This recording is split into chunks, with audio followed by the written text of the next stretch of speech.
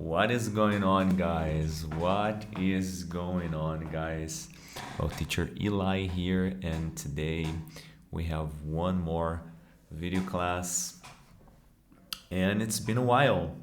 It's been a while since we have video classes.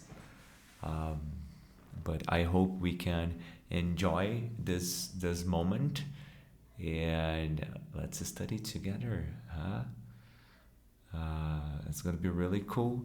So we're gonna get some review with content that we have at the Pythagoras line of books, which they basically review contents that we study throughout the whole high school.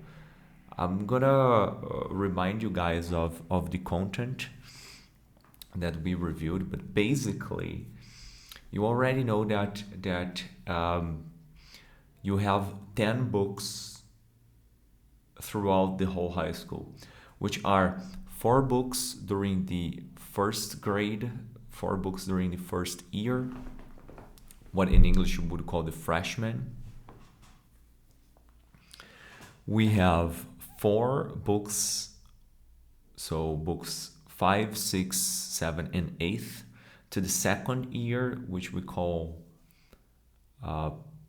sophomore, and 2 books for the third grade, the seniors, right? Some would call the sophomore junior, or well, there is this variant, but basically what the freshman, what the first year studies, the 4 first books is revealed in this book here called Revisão Inglês, right? Foco no Enem, Revisão Inglês, right? And it's quite interesting. This is quite interesting. If we take a look that in the very first book of the freshman, we study cultural awareness. That's actually the first book. Second book, we start studying generation gaps, which is what the freshmen are studying right now. We're finishing the second book. The third book, which they are going to start in September, talks about dreams and reality, dreams or reality. The fourth book talks about what's on the net. And that's the end of the first year, right? Well, the second year, the sophomore or the juniors, they basically study the 2 sides of the coin, food and health. That's what they get in their first book, food and health. And the second book talks about the teens land, what is going on with the teenagers. It's book 7 for them gets sustainability, and book 8 gets modern entertainment, which is something the freshmen study as well. And the 10th, 9th, and 10th from the seniors, though. Yeah. So that's the thing that I want to review with you guys. We have already started with cultural awareness in the past weeks. We got beautiful debates. We debated about exchange programs. We debated about what is cultural awareness, and we studied some grammar points, such as adjectives and what they are, nouns and what they are, adverbs and what they are, what are the differences, the different kinds of adverbs, and also we studied about the uncountable nouns and the difference towards the countable ones, right? We also got a couple of exercises from UFSC. Well, we are from Santa Catarina, and UFSC is one of the most well-known university campus in the state. it's always really interesting to see what is going on with their English section for their test. It was pretty nice. The debate here went pretty good. We read something about the creation of a American dictionary for regionalism, which is pretty interesting, by the way. We got to solve these questions right here. And we also debated about some other questions also related to Ufsky, the introducing Cordell, and suffixes, right? This was the content of our first review. So basically today we're gonna get started into chapter 2 of our review, which is generation gap, right? And we start this chapter here with this cartoon. I'm gonna read to you guys. She says, "It's been a typical day. I Skyped grandkids, Twitter a new recipe, Facebooked my daughter." But what is different about this old lady? You know, what is different on her?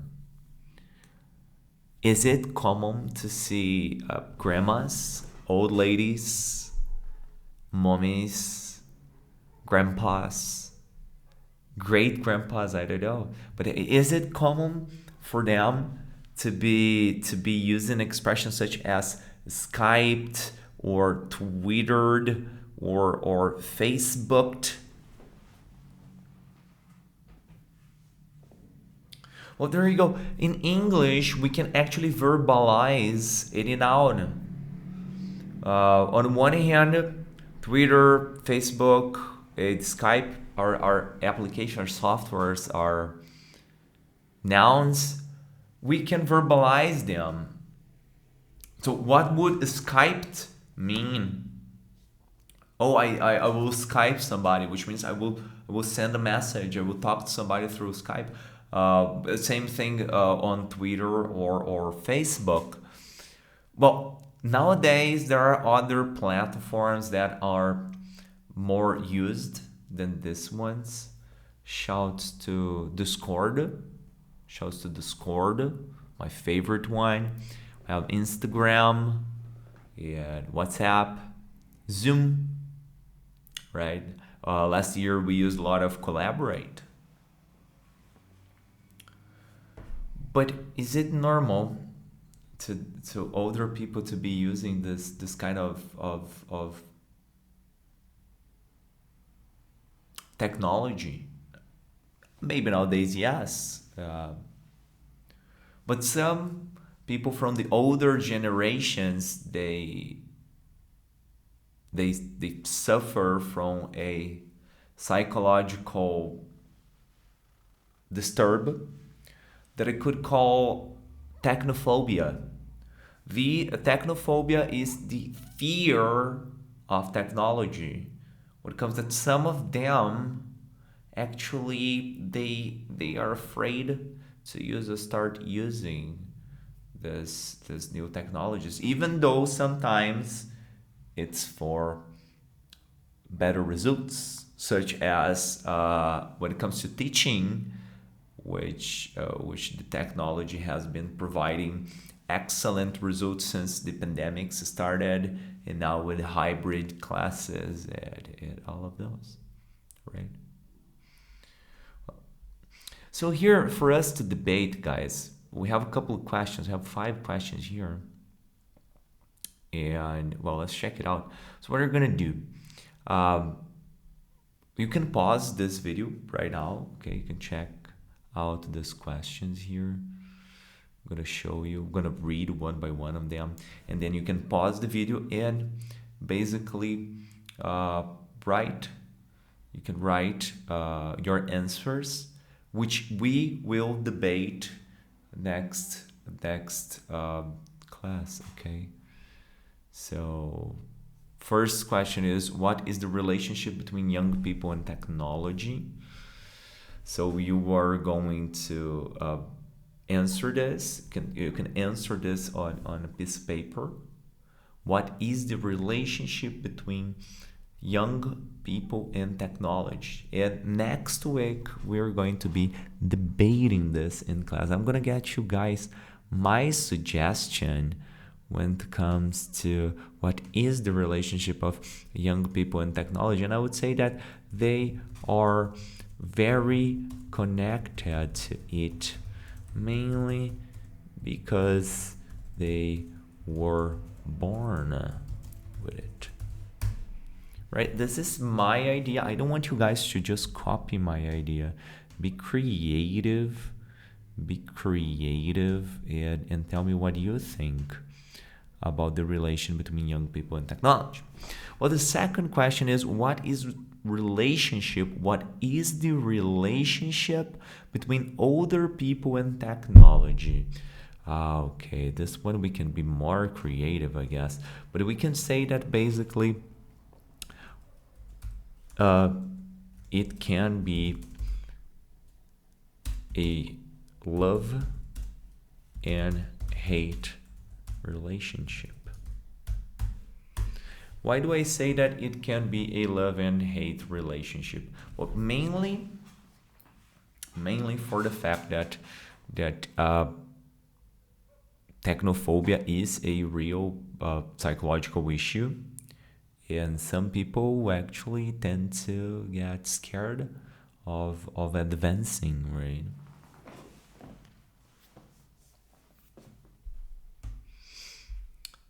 Question 3. Why can the cartoon above be considered funny?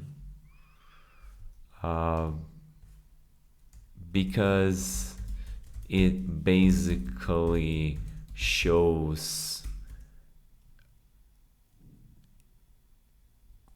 an unusual situation. My point of view, but you're going to tell me what's yours point of view. Why do you think it's funny?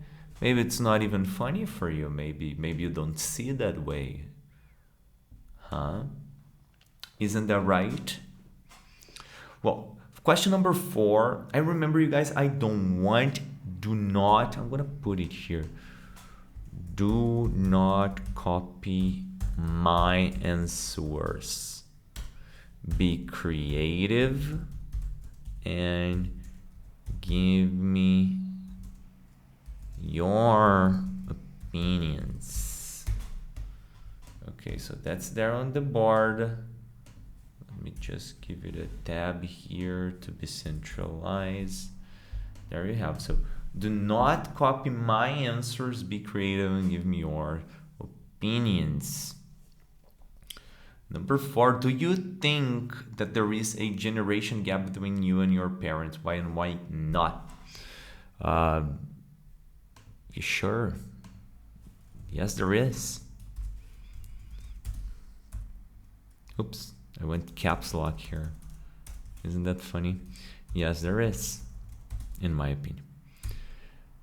But I'm not going to say about mine. I'm going to wait to see what do you think of that. Is there a generation gap between a space between you and your family, between you and your parents? What kind of gap is that? Is it related to technology, culture maybe, acceptance of society, rights?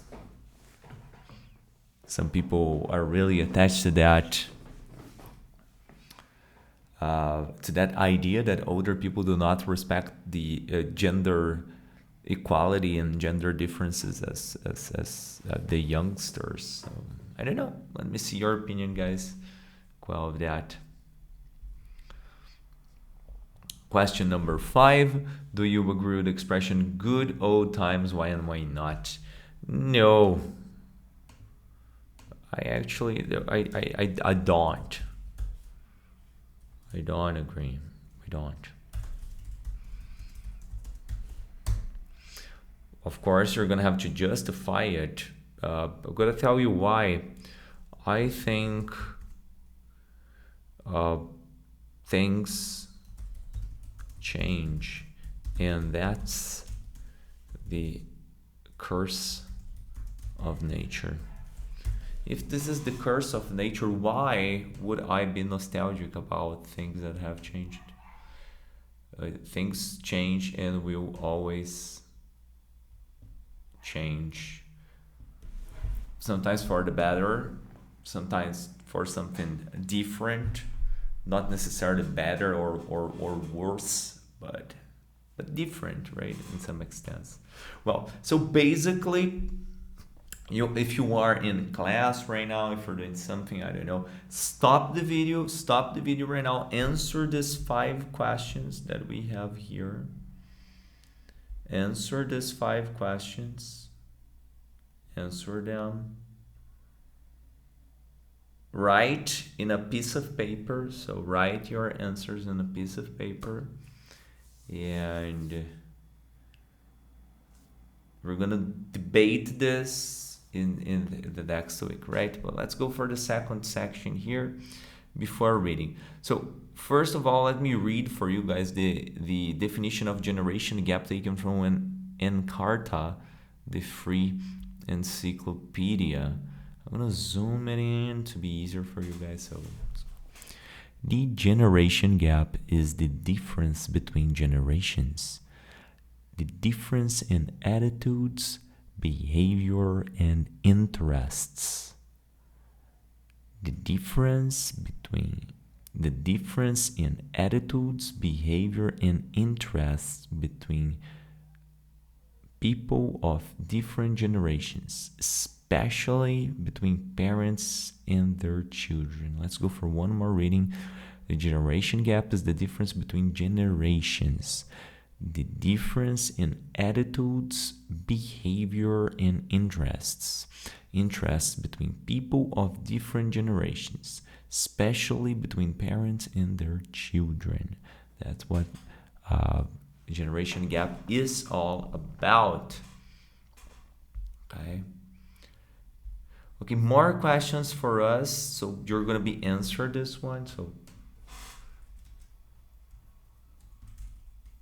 okay, so answer the questions and we will correct next week. Okay, so the thing is, I'm gonna explain to you the related questions to generation gap. We're gonna be answering them, and next week we make the necessary corrections, right? So let's go. What are the main differences between your generation and your parents regarding the following issues? We're gonna get me your opinion about what is the biggest difference when it comes to musical taste, fashion, culture, and politics. My opinion could get you guys my opinion here. Fashion. It changes really quickly, so they are considered old-fashioned. That's my opinion here. No? My parents, as far as fashion changes really quickly, my parents can be considered old-fashioned. Okay, that's what I think. But you're gonna tell me why. What's the difference between you and your parents when it comes to music? For example, while I listen to a lot of rock, my family listens to a lot of country music. But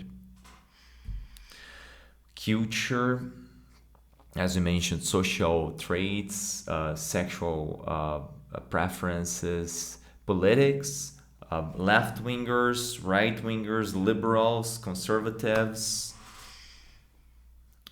communists, I don't know. What is the difference there? Before you read the cartoon below, choose what you consider to be the most important characteristic of the cartoon. So this cartoon here, do you think the most important characteristic of cartoons in general, before reading this one, but in general, most important characteristic is that they talk about kinds of topics. They always have an illustration. The interest is always humor. What would it be? Huh? What would it be?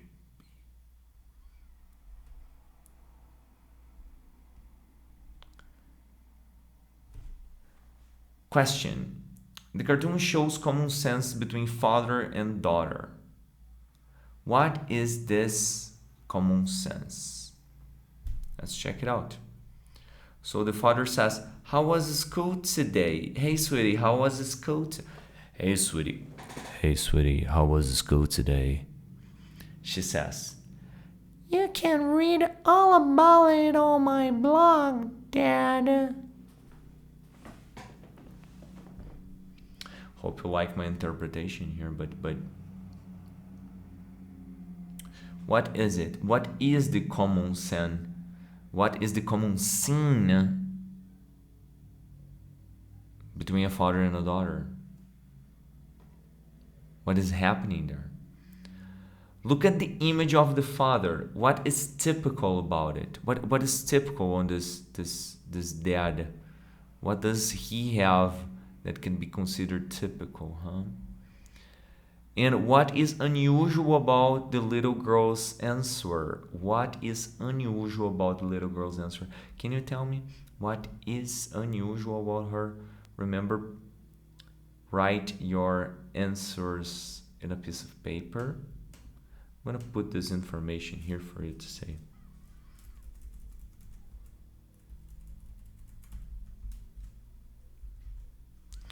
So write all your answers in a sheet of paper.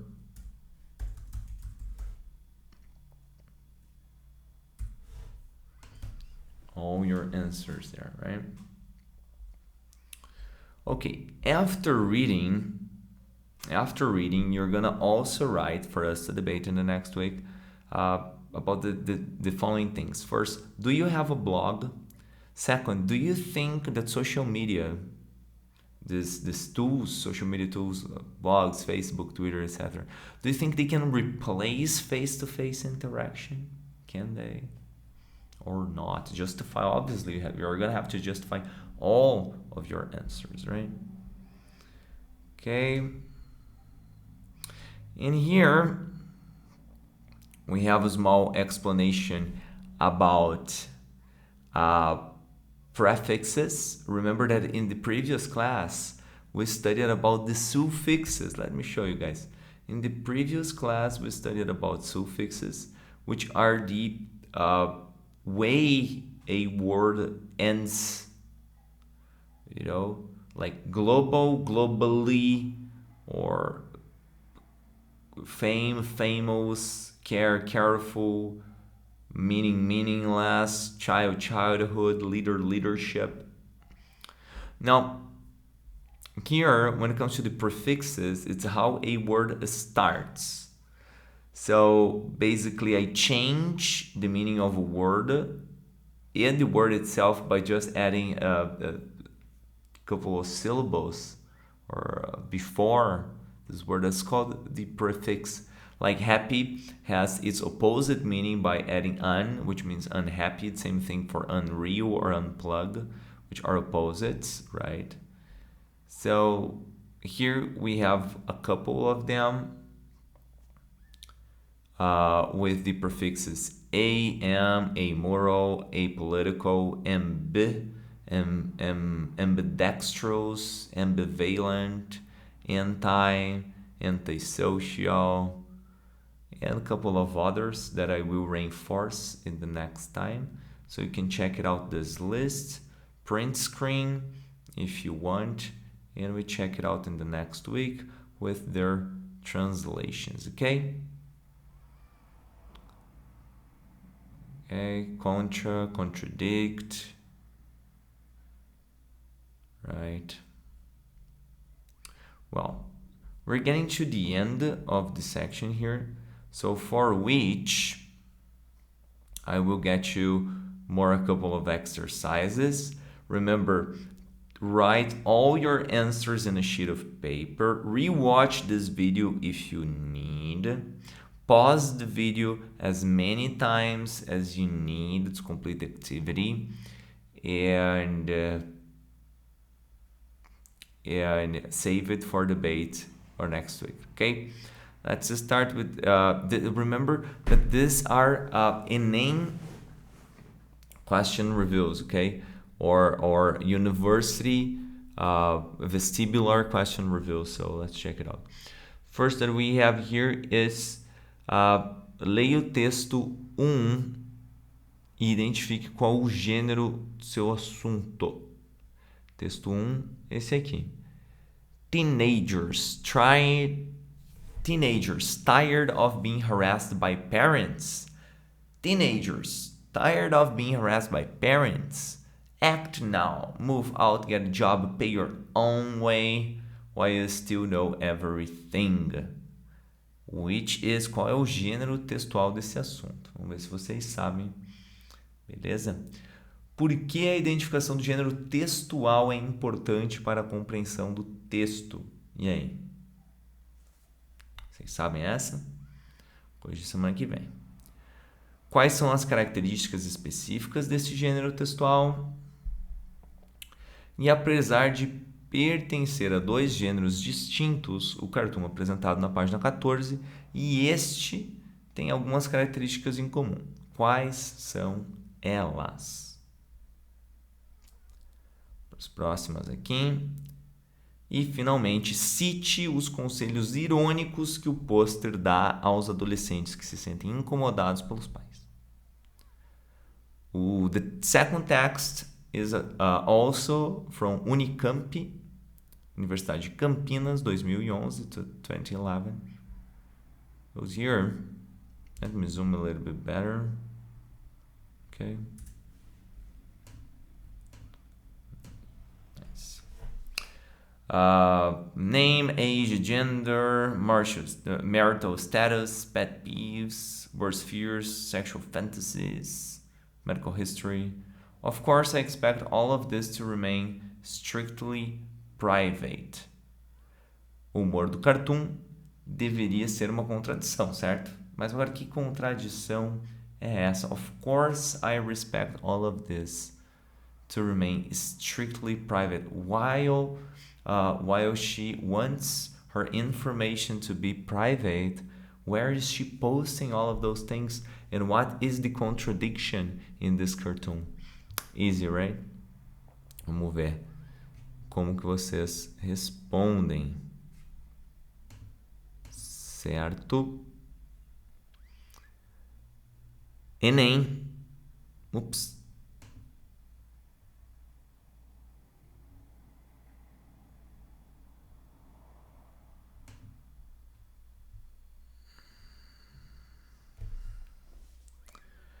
Reports due today. My report is about how important it is to save paper, electricity, and other resources. I'll send it to you telepathically. Ok. Bem, as questões sobre esse cartoon, então, vocês podem printar, pode pausar aí o vídeo, se for necessário pausar ele. Na fase escolar, é prática comum que os professores passem atividades extra-classe e marquem uma data que as mesmas sejam entregues para correção. No caso da cena da charge, a professora ouve uma estudante apresentando um argumento para A. Discutir sobre o conteúdo do seu trabalho já entregue. B. Elogiar o tema proposto para o relatório solicitado. Sugerir temas para novas pesquisas e relatórios. Reclamar do curto prazo para a entrega do trabalho ou convencer de que fez o relatório solicitado. E aí? Qual dessas situações acontece na seguinte charge? Pois bem, vamos analisar também mais alguns casos, algumas perguntas que falam sobre o imperativo. Tá? Foco gramatical aqui. O imperativo tem diversos usos em inglês, como dar uma ordem. Por exemplo, close the window, open the door, get me that. Ou até mesmo ordem, um comando negativo, por exemplo, don't open the window or don't do that. Bom, o imperativo tem diversos usos em inglês, como dar a ordem, dar um aviso ou conselho, dar instruções, fazer um pedido. Vamos ver então os exemplos que nós temos aqui. Tá? Dar ordens. Come here, sit, give me details. Quero também uma sugestão de vocês. Dar um aviso, watch out. Don't cross the street, look out. Mais uma ideia que vocês vão me sugerir. Um conselho é don't go, stay home and rest. Have a word with him, be kind. Talk to her, tell her how you feel. As instruções aqui é open your books, melt the butter, take the first on your right. Fazer um pedido, então, please take a seat, hold this for me, tell me the time. E o imperativo também é usado em placas e avisos, tipo don't walk on the grass, push ou insert a coin. Beleza? Ok. Nessa atividade, então, read the text on page 16 again. Vou mostrar para vocês esse texto aqui da página 16. Teenagers, tired of being harassed by your parents. Act now, move out, get a job, pay your own way while you still know everything. Se você quiser printar ele, printa agora para você poder responder melhor a próxima atividade. Então, printado, o que vocês vão fazer? Read the text again and transcribe and complete imperatives. Quais são as frases do imperativo? Então, tem 4 espaços para que vocês preenchem.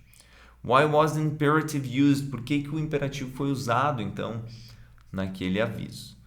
Complete the sentences using your imagination, the imperative form. Vocês vão completar as frases com a sua imaginação, certo? Nesse caso aqui, então, it is very fragile.